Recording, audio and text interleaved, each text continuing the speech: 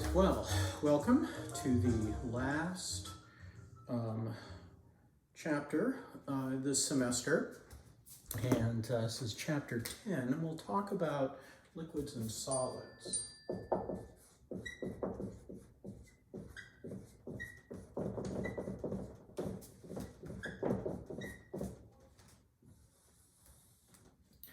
And in this particular lecture, I'm going to talk about, give an introduction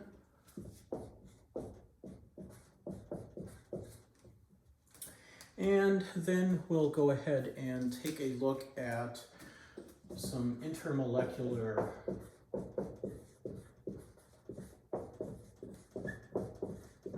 forces.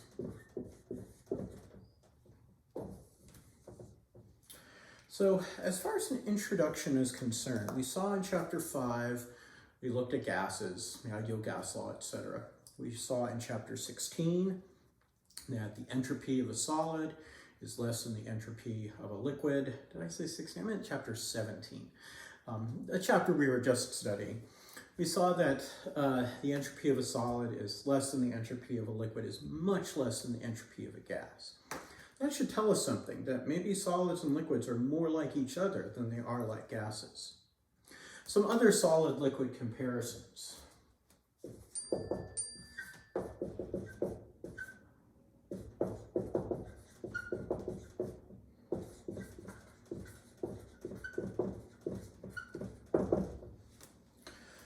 Okay, let's go ahead and take a solid, like solid water,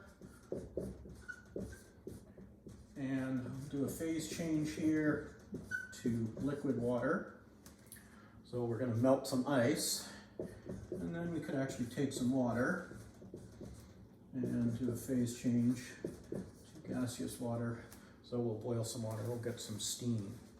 Now there are delta H values associated with these processes, okay, and we refer to the delta H naught for going from solid to liquid as delta H naught of fusion.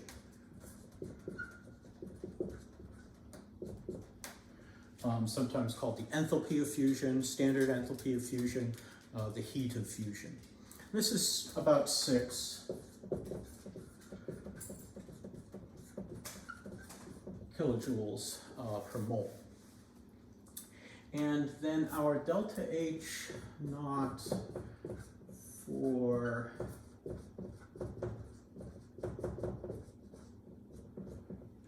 the boiling is called delta H naught of vaporization, and that's about 40 .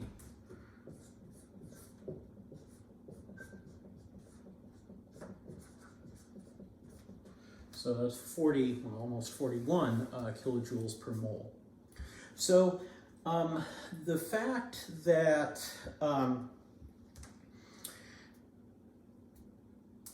it takes a lot more energy to go from liquid to gas than it does from solid to liquid.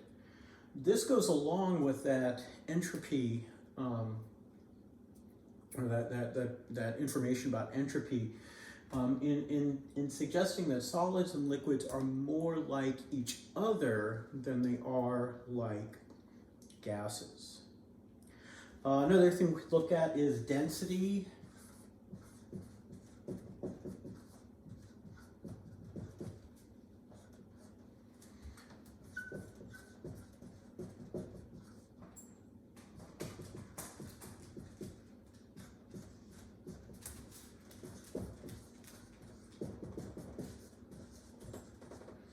And the density of a solid is usually less than the density of the liquid.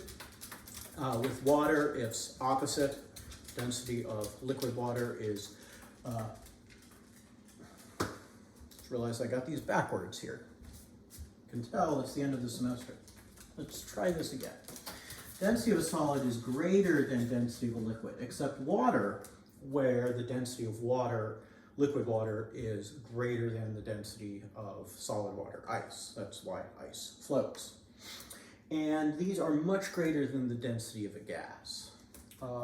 We also had, remember before we had entropy of the solid is less than entropy of a liquid is much less than entropy of a gas. And it turns out that actually density of a solid and liquid are actually they're going to be pretty close together. So the whole point in introducing solids and liquids here is that solids and liquids are more like each other than they are like gases. In fact, we refer to them as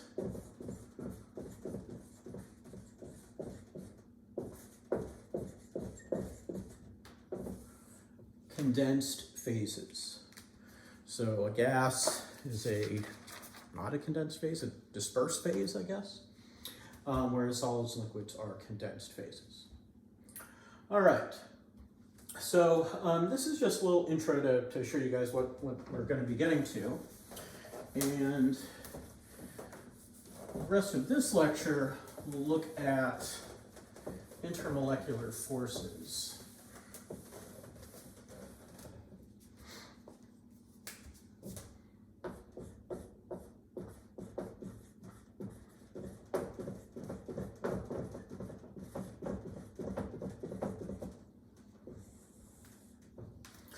Now, these are forces between molecules other than ionic and covalent bonds.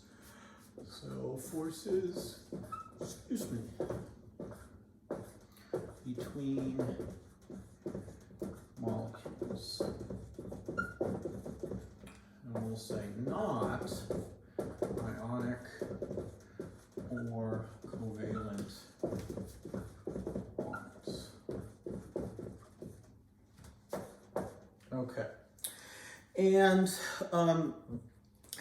these intermolecular forces, they're attractive forces that hold molecules of substances, whether they're the same substance or solute and solvent, they hold them close to each other, and they're what lead to the condensed phases.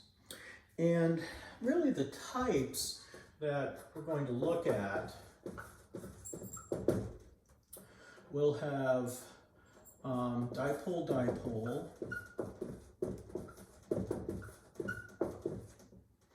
we'll have a special case here of hydrogen bonds, and then we'll have what are called London dispersion, or sometimes Van der Waals forces. So we can have dipole-dipole forces, hydrogen bonds, they're a subset, and we can also have London dispersion forces, which are sometimes called Van der Waals forces. Now, what exactly are these? Well, let's take a look at the dipole-dipole interactions. Let's take a look at the dipole-dipole interactions first.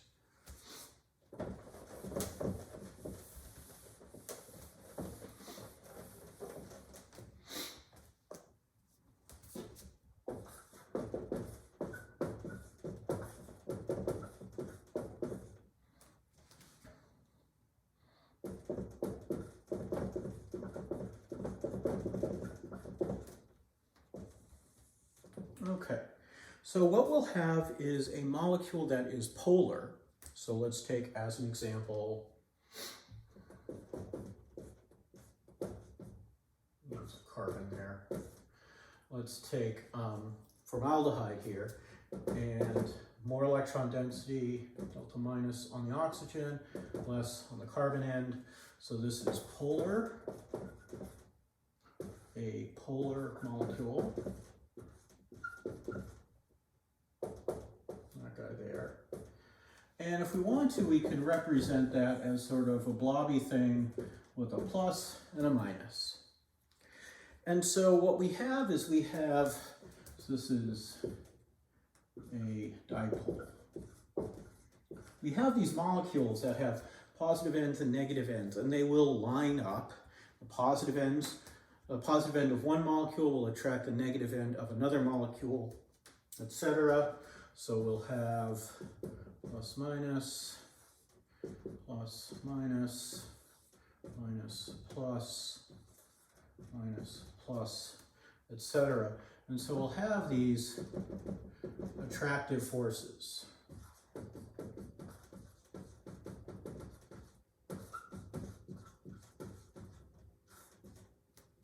I mean, they'll really be between all of these here. So wherever we have opposite charges, opposite partial charges even, we're going to get an attraction.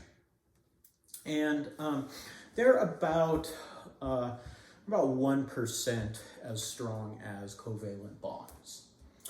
Okay, so these are typically, you know, it might be on the order of so about 4 kilojoules per mole. A typical covalent bond might be around 400 kilojoules per mole. Now, there's a subset of these called hydrogen bonding.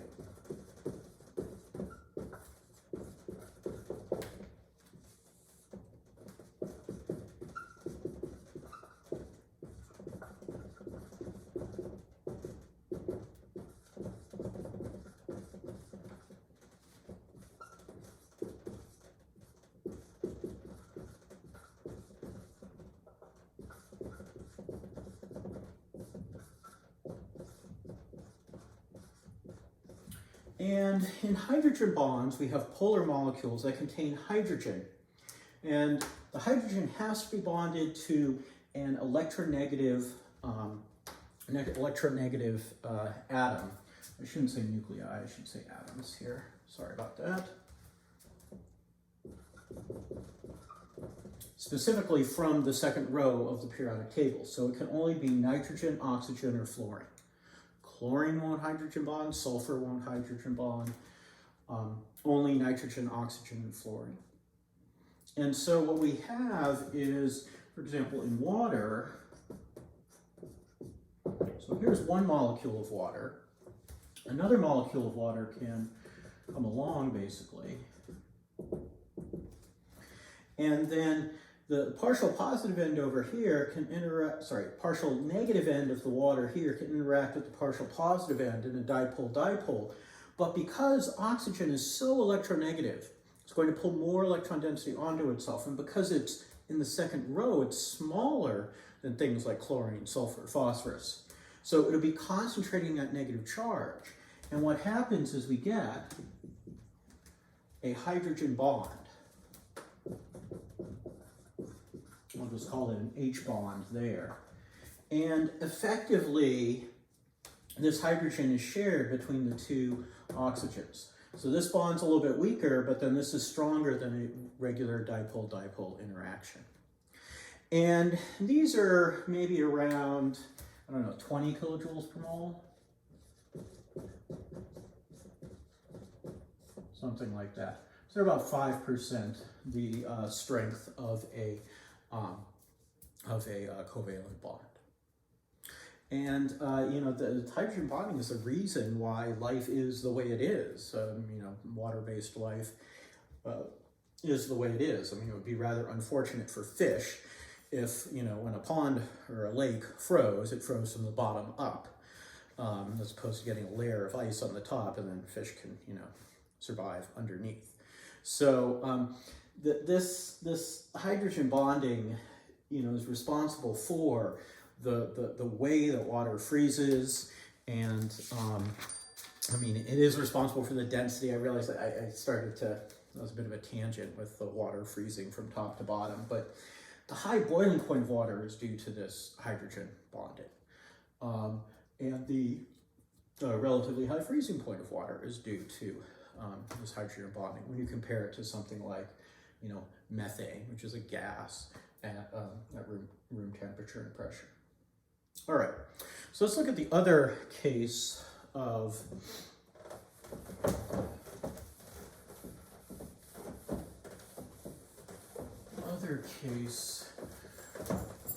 intermolecular forces here, and they are London dispersion forces.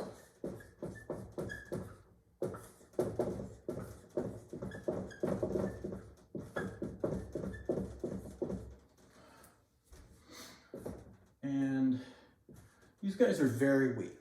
They may be around, you know, 0.4. So we'll say, you know, 0.4 sorry, not kilocalories, kilojoules, 0.1 kilocalories, but we'll do kilojoules per mole. So 0.4, so really not very strong. They're very weak. So what we have is we have two molecules here. So we've got two molecules, and we've got positive nuclei in the middle, and then we've got some dispersed electron cloud here, okay, the electrons in the atom. So these are both nonpolar, so two nonpolar molecules. I suppose they could be atoms, like an atom of a noble gas. Now at any instant in time, we could get, I'll draw these a little bit smaller, an instantaneous dipole.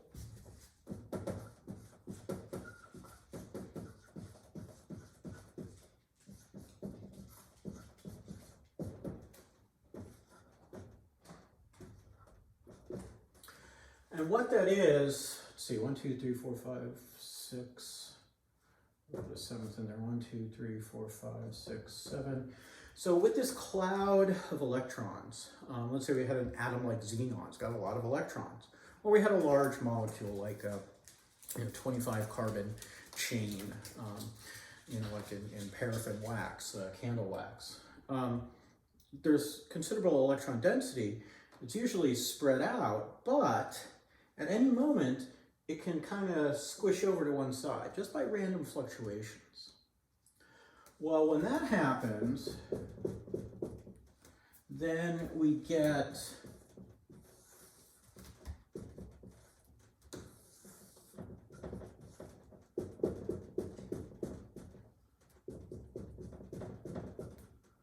delta plus, delta minus, delta plus, delta minus.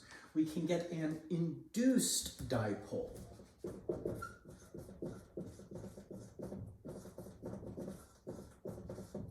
And a regular dipole can actually induce a dipole in something nonpolar as well. So at any moment in time, this electron density is not evenly distributed. You could have more of it on one side. Well, that's an instantaneous or momentary dipole. When that happens and another molecule or atom of the same thing is right next to it, then that partial positive charge can attract electron density over to one side, inducing a new dipole in the other molecule. So now you have a instantaneous dipole, induced dipole interaction. And again, this is an electrostatic interaction. But because this fluctuation in electron density is not that big, these partial charges are much smaller than they are in regular dipoles. And so these interactions are like 1/10, maybe even less. Here, let's, there's something like 0.04 to 0.4 kilojoules per mole. But things like wax will be solid because even though they're really small intermolecular forces, there are lots of them as the molecules are so big. So these do play a large role in behavior of some solids, but they're, again, not as strong as the dipole-dipole interactions, and definitely not as strong as hydrogen bonds, let alone actual covalent bonds or ionic bonds. All right, so I'm going to stop for now, and I'll record another